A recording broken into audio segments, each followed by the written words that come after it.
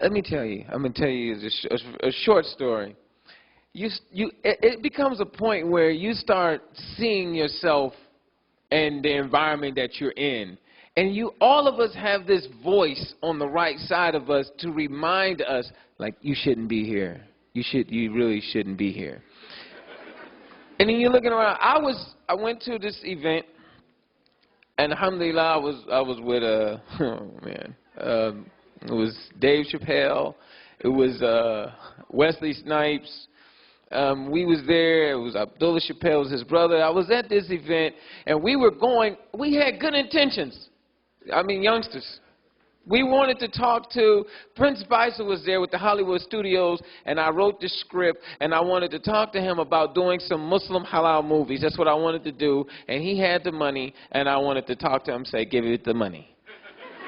But I had to go into this party, and it was on the Sunset Strip. And not Genuine was there, Lisa Ray was there, all these other celebrities was there that, you know, you brothers have to lower our gaze. Sisters even have to lower their gaze with the Genuine guy. We know. But it was at this point when I realized that I was wasting my time. I was there. And look how I got the reminder. I'm standing there, and I felt so ashamed because it's the time when Michael Jackson had passed away, and they was playing a Michael Jackson song, and I was And this woman, she was tall. She approached me and was like, "You're the only one dancing to Michael Jackson." I was like, "Oh, hold on. Out of all of the people, I'm thinking like I'm Muslim and I'm the one that's dancing to Michael Jackson. So then she's talking to me and I don't remember what I said, because I have to be honest. I don't remember what I said, and she's like, "You Muslim?" I was like, "Oh, yeah." And she was very tall. She had this mini skirt on, and she was a model. And she said, "I'm Muslim too." Assalamu alaikum. And then I was like, she's tall, so I was looking up to her. I was like, wow, what's going on? Okay. And then she said, "Ana min Maghrib." And let me tell you, may Allah have mercy on her, because I didn't know what that meant, min Maghrib, right? And so I was like, "You from Salatul Maghrib?" But then she said Morocco, and so I was like, wow. And I looked at it, and she said, "Please," this would she honestly, Eddie, she looked at me and her eyes watered, and she said, "Please say Fatiha with me." And I was touched, I was like, man, that's messed up, but I didn't know, I started thinking about all of the shuyukh and everything. Like, this has got to be ikhtilaf. But I was like, well, I'm messed up and she's messed up too, so we might as well say Fatiha.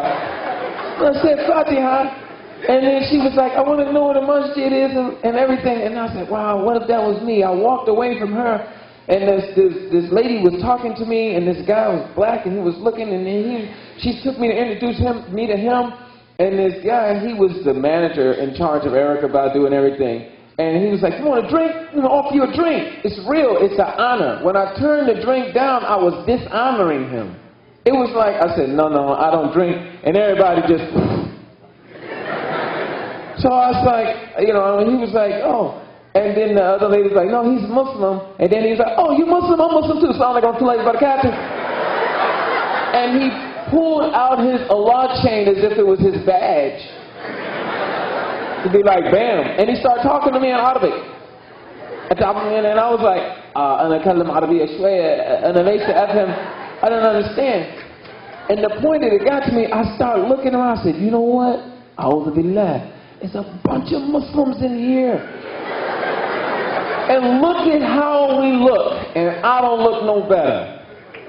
I got to make a decision. Like, I do not want to just blend in with the crowd. I wanted that experience. It really bothered me because I was like, man, I look just like everybody else. I don't look like anybody that's making salat. That's a reminder of Allah that, you know what I mean, just like what I am, why, like inspiring American Muslim youth. I don't look like that. I'm misrepresenting everything, and it really made me feel shame, and it just stuck with me. It's a little funny, but it shook me, and it's very difficult to be in that kind of environment.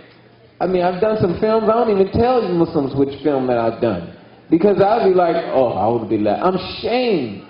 Just not even, I'm grateful that I didn't really have any bad scenes. But just because I was there, and then if you saw the movie, you'd be like, you was there? You know, it's just too much. It's really too much. And it comes a point where, I don't want to talk too long. It just comes a point where we have to make a commitment to being who we really truly are. Like, we don't really realize that Allah subhanahu wa ta'ala has given us the light. And they want the light. The people look for the light. Well, how am I going to shine the light if I'm in the midst of all of this? They going to just block the light. And then nobody will be like, hey, move out the way, and I'm going to shine. It's not going to work. It's just not going to work. So we just can't be putting our, we got to try our best, like Muslims said. We got to try our best, because it's a constant struggle, and be strong. Thank you, thank you.